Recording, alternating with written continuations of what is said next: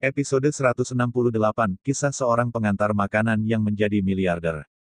Jiang Wan muntah di kamar mandi beberapa saat, lalu membasuh wajahnya, berjalan keluar sedikit tidak nyaman, dan tersenyum enggan. Tidak apa-apa, seharusnya makan siang pada siang hari aku sangat sakit.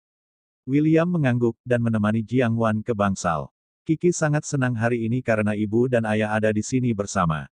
Jiang Wan menemani Kiki dan mengobrol dengan William tentang perusahaan. Lain hari, mari kita berterima kasih kepada He Jiarong untuk tamu. Mengapa? William bertanya-tanya. Bisnis perusahaan dia meminta orang untuk membantu, katanya, dan baru-baru ini, sebuah pabrik farmasi akan datang untuk bekerja sama dengan kami. Jiang Wan berkata, meskipun dia enggan, tetapi tidak mungkin, dia telah melakukan yang terbaik untuk membantu. Ketika William mendengar ini, wajahnya tiba-tiba diam. Bantuan He Jiarong. Si bodoh ini, berani mengklaim pujian, apa hubungannya masalah ini dengan dia? Apakah menurutmu He Jiarong membantu? Tanya William. Jiang Wan terkejut dan berkata, bukankah dia siapa lagi?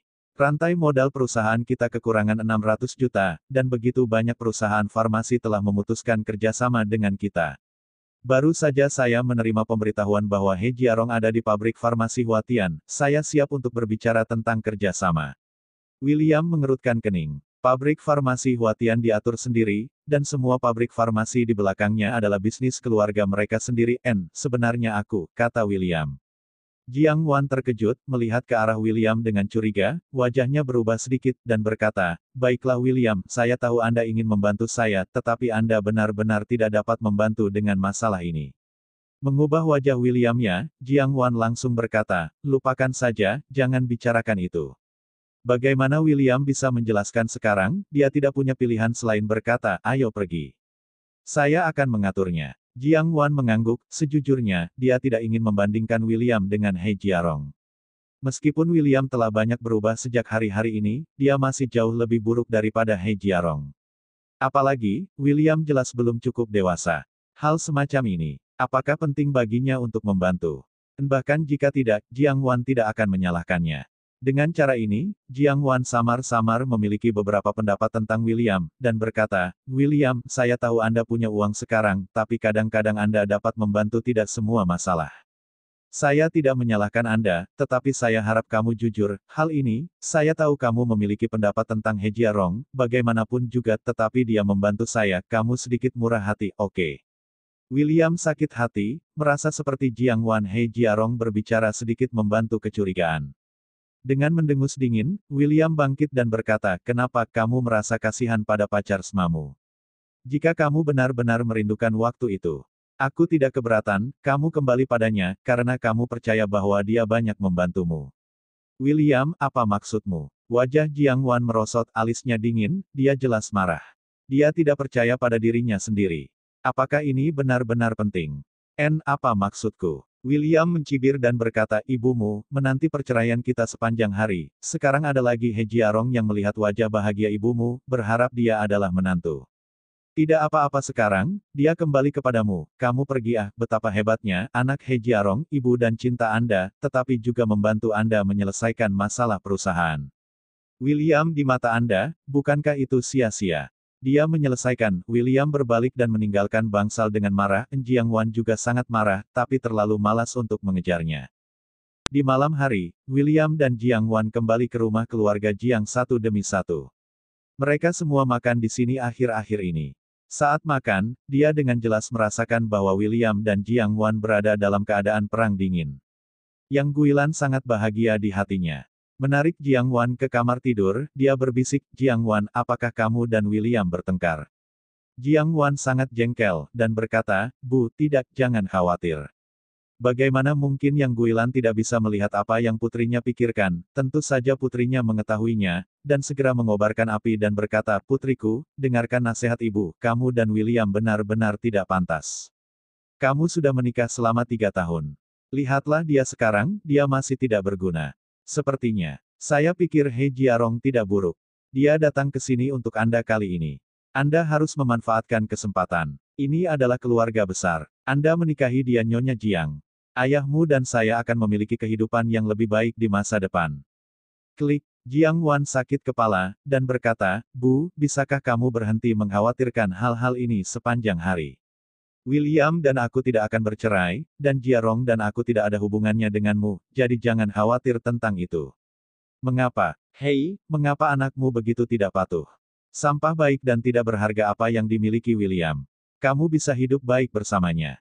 Lihatlah kemuliaan keluarga, rumah itu adalah villa satu keluarga, ada begitu banyak mobil mewah, Anda tidak mengambil bor melempar batu. Nah dengarkan sialan, cari waktu dan ceraikan William, jangan takut, ada ibu di dalamnya, pasti biarkan dia membersihkan keluarga. Yang Guilan harus berbaring dengan sempoa, bahkan jika dia bercerai, William harus diizinkan meninggalkan rumah. Anak ini pasti menyembunyikan banyak uang pribadinya. Oke, Bu, aku tidak akan bercerai, jadi jangan khawatir tentang hal-hal ini. Jiang Wan meninggalkan kamar tidur setelah berbicara.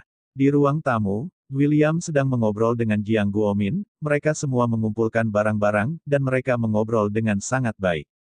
Ayahnya benar-benar mengubah sikapnya terhadap William. Segera setelah Yang Guilan keluar untuk melihat adegan ini, dia menamparkan Jiang Guomin beberapa kali dan mengutuk, berbicara begitu keras dengan seorang pengecut, kembalilah tidur. Ngomong-ngomong, aku akan memberitahumu sesuatu. Jiang Wan berkata tiba-tiba, lihatlah. Setelah melihat William, dia melanjutkan, saya sekarang adalah ketua perusahaan, dan saya masih memiliki 60% ekuitas. Tiba-tiba, ruangan itu menjadi sunyi. Yang Guilan tidak bisa mempercayai telinganya. Dengan ekspresi kegembiraan di wajahnya, dia bertanya dengan cemas, ketua apa? Jiang Wan, kamu tidak bercanda.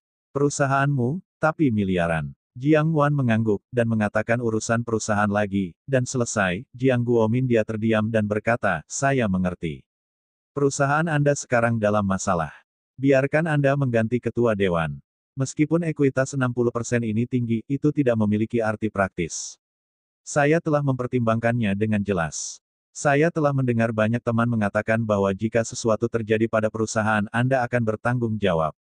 Jiang Wan mengangguk dan berkata, saya tahu, tetapi ini juga merupakan peluang. Jika perusahaan dapat berjalan dengan lancar, mengatasi situasi sulit ini, saya adalah pemegang saham terbesar dan memiliki kekuatan nyata. Saya ingin terus melakukannya. Jiang Wan berkata, melirik William, jelas mencari pendapatnya. William tidak mengatakan apa-apa. Masih marah tentang hari itu. Di mana Yang Guilan mengelola begitu banyak. Begitu dia mendengar ketua, seluruh orang melayang dan berkata dengan penuh semangat. Jiang Wan, maksud Anda, perusahaan itu sekarang milikmu. Jiang Wan mengangguk dan tersenyum. Yang Guilan melayang kegirangan. Sibuk memegang telepon dan berkata, tidak mungkin, saya akan menelepon bibi kedua Anda sekarang, wanita jalang ini tahu untuk memamerkan anak perempuannya sepanjang hari tidak apa-apa putri saya punya perusahaan sendiri, hahaha. Hei. Kakak, aku ceritakan sesuatu, keluargaku, Jiang Wan, punya perusahaan sendiri, haha tidak. Hanya saja Bikan Pharmaceutical tahun Jiang Wan telah menjadi ketua dewan, dengan 60% ekuitas, tidak berharga dan tidak berharga, hanya beberapa ratus juta. Yang Guilan tidak bisa menutup senyumnya, dan dia terus pamer. Akhirnya dihembuskan. Setelah mengetik ini, Yang Guilan menelepon yang berikutnya. Dia menelepon sepanjang malam. Hampir semua kerabat dan teman-temannya menelepon mereka sekali.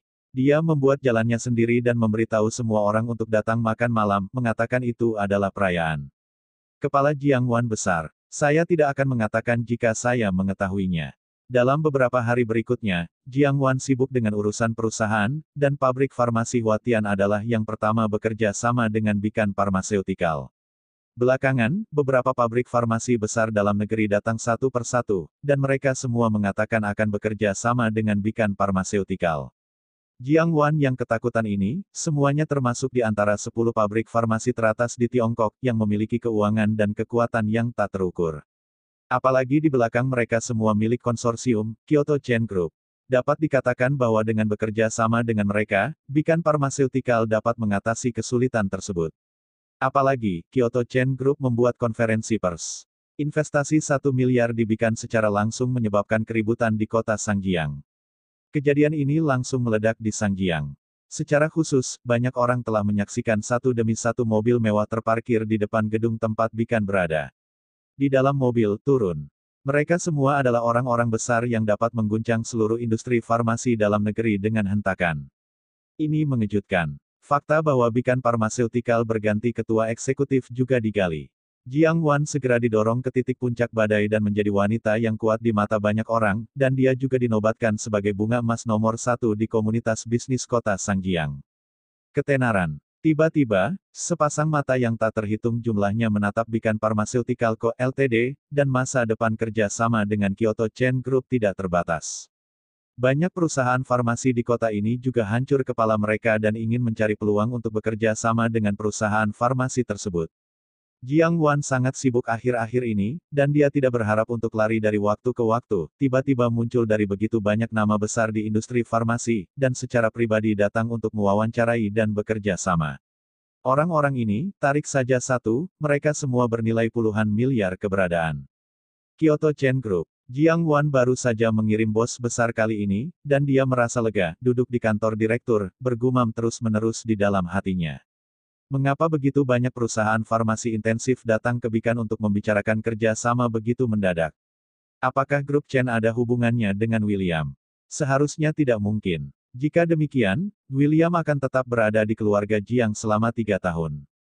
Jiang Wan pusing, karena tidak bisa memikirkan alasannya. Chen Group of Kyoto adalah perusahaan keluarga besar di China. Dananya kuat, dan kekuatan di belakangnya cukup kuat untuk mengendalikan tren ekonomi sebuah negara kecil. Bagaimana kelompok besar bisa berinvestasi di Beacon? Jiang Wan tidak bisa memahaminya. Saat ini, teleponnya berdering. Su Suejun. Mengapa dia bisa menelepon? Nona Jiang, apakah kamu bingung, mengapa kelompok Chen Kyoto berinvestasi dalam Beacon kecil? Suara dingin Su Suejun terdengar melalui telepon. Apa maksudmu? Jiang Wan mengerutkan kening. Dia tidak terlalu menyukai Su Suejun. Su Suejun tersenyum dingin dan berkata, saya dapat memberitahu Anda bahwa Chen Group of Kyoto sebenarnya. Bersambung.